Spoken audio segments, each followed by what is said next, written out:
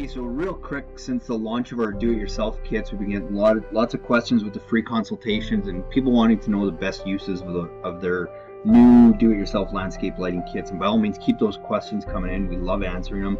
But I just quickly want to talk about uplighting and some of the best areas to use it, and probably some of the most underutilized ways to use it that you can really go and separate yourself from probably what your neighbors are doing. But the most common time that people use it is probably trying to highlight a tree, like you see here, trying to highlight a trunk. But what people often miss out is trying to actually get that light up into the canopy, because the more you can get it into the canopy, the more reflection of light you're going to get that's going to bounce back down and create even more light without having to add a bunch of lights. So it's a really cost-effective way to brighten things up without having to throw a whole bunch of lights in there. Another good example, just lighting the trunk, but again, getting it up in that canopy so that you can light the sitting area or whatever area it is you're trying to achieve to get some lighting on.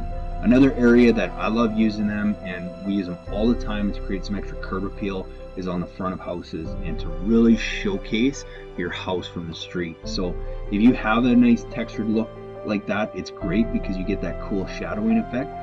But you don't need necessarily that much texture, because anywhere that you can just kind of showcase the front of the house like that and try and get that light up to the tops of the peaks will really add some curb appeal to your house. So a great way to use these lights. The next and the most underutilized, it's a little bit trickier to do, but if you can do this and create this moonlight effect, is by far the coolest way to use these lights. And it's basically the concept of actually getting them up into the tree and then shining them down, right? So you create this kind of cool moonlight effect, as well as being able to put your uplights somewhere in here and shoot them up, so they don't just have to go at the base.